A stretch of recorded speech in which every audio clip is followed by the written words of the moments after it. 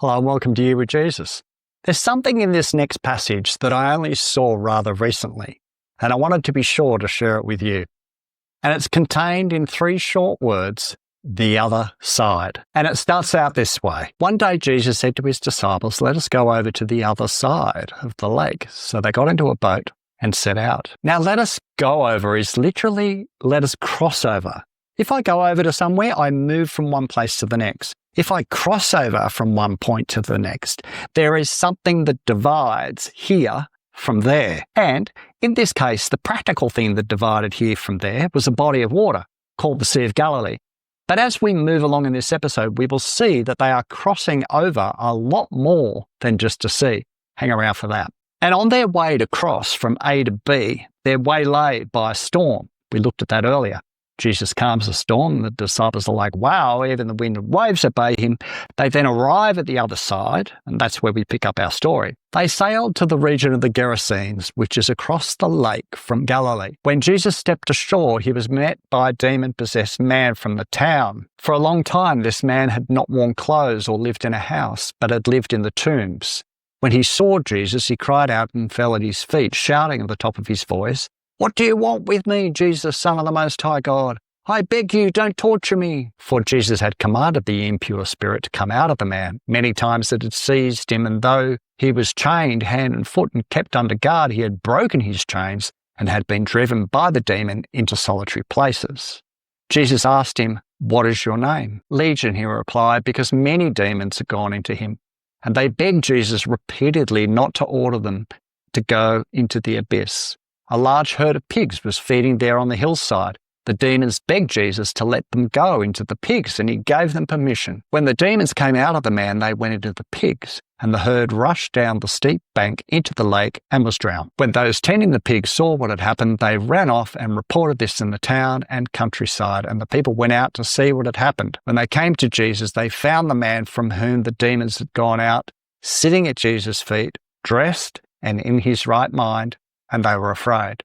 Those who had seen it told the people how the demon-possessed man had been cured. Then all the people of the region of the Gerasenes asked Jesus to leave them because they were overcome with fear. So he got into the boat and left. The man from whom the demons had gone out begged to go with him, but Jesus sent him away, saying, "Return home and tell how much God has done for you." So the man went away and told all over town how much Jesus had done for him. There's a few wild stories in the Gospels, and this is certainly one of them.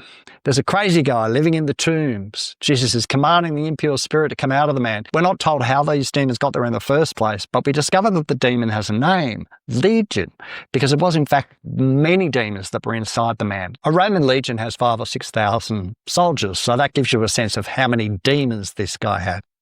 And they're resistant to Jesus sending them out of the man because they don't want to go into the abyss. The abyss is the place of the dead. Now, I don't understand all of this, by the way. I'm just telling you what it says.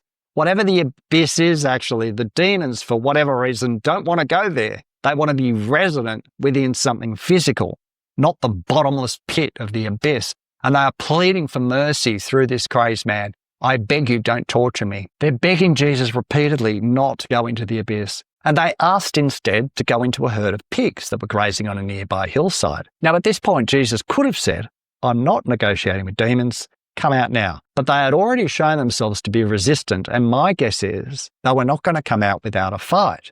And this violence may have caused injury and perhaps even death to the man.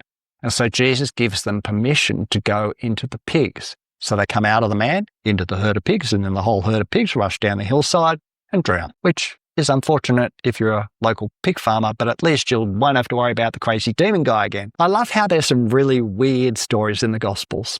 You just couldn't make stuff like this up. What happens to the demons after the pigs all drown is anybody's guess. I don't know. But the fact is, the man who had the demon is now sitting in his right mind at Jesus' feet. In an earlier episode, we looked at the reality of the demonic and that demonic activity and mental illness are not the same thing. The man had certainly been ill in both mind and body, but this was because of the impact of the demons on the man's life. But this isn't to suggest that anyone with a mental illness today is suffering from demonic activity. But here's what I would say. This activity of demons is very real. and their impact on certain people is very real. The need for deliverance for these people is still a very real need, as it was in Jesus' day. So the man is healed and wants to follow Jesus. Jesus instead says, go and tell your family what the Lord has done. And everybody in that region hears about it. They're all a bit freaked out by what's happened, and they ask Jesus to leave, so Jesus leaves. Now, let's go back to where we started this episode. Jesus had said to his disciples, let us cross over to the other side of the lake. In other words, from the western side of the lake to the eastern side of the lake. The western side of the lake was populated. It was a rich, level agricultural area and had several Jewish communities, each with a synagogue and a town centre. These included towns such as Capernaum, Magda, Tiberias. Even today, the populated areas are all on the western side of the lake. The eastern side of the lake had very little in the way of villages because there wasn't any farming land, and the cliffs came quite close to the edge of the lake. But more significantly, one side of the land was kosher and the other side was definitely not. The other side had pigs, which for centuries had been regarded as an impure animal. To be near pigs, to eat pork, would make you ritually unclean. The other side also had the tombs of the dead.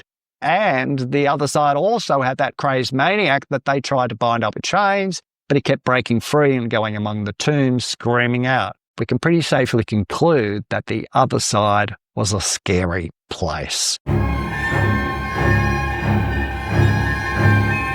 I can imagine little Jewish kids living in Capernaum from an early age being told, don't ever go to the other side. And maybe parents trying to get control of their wayward child threaten them with, if you continue to be naughty, I'm going to put you in a boat and leave you on the other side. The other side was a place to be avoided at all costs.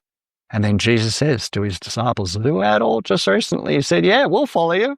He says, okay, let's go to the other side. We aren't told any of their reaction, but my guess is they weren't too excited about this idea. In all likelihood, they had never been to the other side. And now Jesus wants to cross over. He doesn't want to just cross over a body of water from one side to the other. He wants to cross over from the land of purity, the beautiful seaside Jewish towns of Capernaum, Magda and Tiberias, to the land of the unclean, the land of the dead, the land of the pigs, the land of crazed demoniacs. And they meet an obstacle on the way in the form of a wild storm. Perhaps this storm is a demonic attack designed to prevent them from reaching the other side. Jesus rebukes the wind and the waves with the word, be quiet, which is the exact same word that he speaks to demons on several occasions when he says, be quiet. Jesus had spiritual authority over the natural elements, the wind and the waves, and the spiritual realm. And in crossing over to the other side, Jesus is saying in no uncertain terms that notions of purity that separate us from the needs of others are just a spiritual wank. Did I just say that? Purity laws and religious exercises have an appearance of spirituality, but true religion is in caring for those in need. And Jesus knew that there was a man on the other side who needed the help that only he could give. Are there lines you have been taught not to cross? Are there places you won't go or things you won't do because you see it as damaging to your spiritual health? Do you pay more attention to keeping up appearances than being misunderstood because you've crossed over? These are tricky questions that only you can answer. I know I've incorrectly judged people in the past, but God's the only one we have to answer to. The important thing is to be led by the Spirit of Jesus in everything we do. See you in the next episode.